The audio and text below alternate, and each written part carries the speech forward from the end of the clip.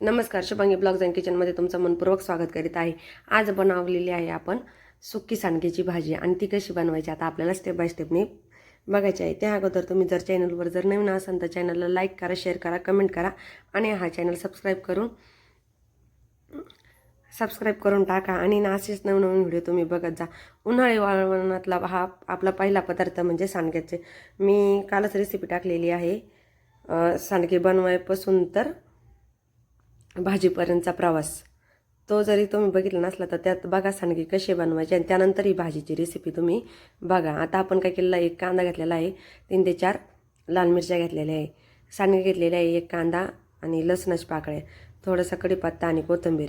त्या अगोदर आपल्याला काय करायचं आहे, सांडगे अगोदर भाजून घ्यायचे आहे आणि कांदा हा बारीक चिरलेला आहे आणि मिरची एकदम कमी घालायच्या बरं का, कारण सांडगे बनवताना सुद्धा आपण मिरची वापरलेली आहे आणि मीठ आणि मिरची कमी घालायची. तुम्हाला जर जास्त स्पायसी आवडत असलं तर आवश्यक टाका, पण नेहमी मिरची कमी घालायची सांडग्याच्या भाजीला. हे लक्षात ठेवा, कोणतीही भाजी करा, सुकी करा किंवा ओली करा.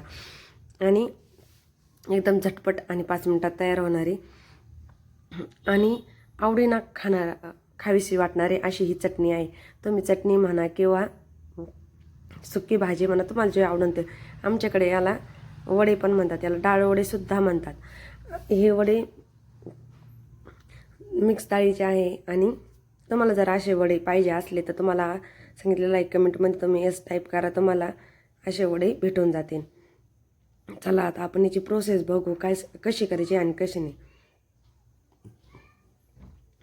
एकदम कमी गॅस ठेवायचा आहे आणि थोडंसं तेल टाकून सांडगे भाजून घ्यायचे आहे. आणि शेंगदाणे बघा तुम्ही, मी थोडे वापर केलेला आहे, नाही घातले तरी चालतील, पण मग थोडेसे नाही म्हणून मी घातलेले आणि ते पण भाजून घेतलेले आहे.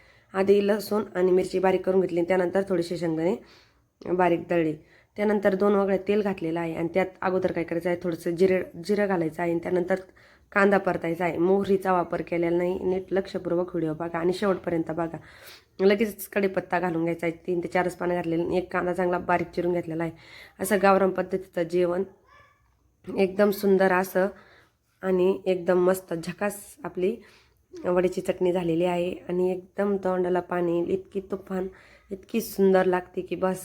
तुम्ही केली नसाल ट्राय तर नक्की ट्राय करून बघा आणि कशी होती हे मला नक्की कमेंट करून कळवा. चला आता आपला कांदा चांगला गोल्डन ब्राऊन झालेला आहे आणि हा आता नवीन कांदा आहे नाही का, तो किती जरी परतावला तरी लवकर ब्राऊन होत नाही, कारण कांदा आपला ओलाच आहे. मी भरपूर 2 ते 3 मिनटं घातलेले आहे आणि अगदी 5 मिनटात ही चटणी तयार केली आहे. कांदा परतत आला आणि लगेच मीठ घालून घेतलं बरं का. त्यानंतर काय करायचं, परत एकदा हलवून घ्यायचं, चांगलं परतून घेतलं की जीच आपण चटणीचं सारण तयार केलेला आहे तो मसाला, ते सुद्धा त्यामध्ये घालून घ्यायचा आहे. आणि आपण ब्लॉग टाकलेले आहेच, तुम्ही बघितलाच असं ब्लॉगवर तुम्हाला कसं काय करायचं सर्व काही बघितलेलं आहे, शॉर्टमध्ये बघितलेलं आहे आणि लॉंग व्हिडिओसुद्धा कालच आलेला आहे.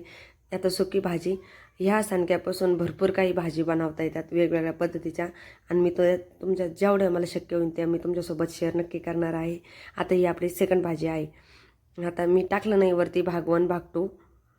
चला आता नेक्स्ट भाजीसुद्धा तुम्हाला लवकरच दाखवणार आहे. आणि आता उन्हाळी वाळवण चालू झालेलं आहे तर तुम्हाला वेगवेगळ्या पापड्यासुद्धा बघायला भेटणार आहे आपल्या चॅनलवर.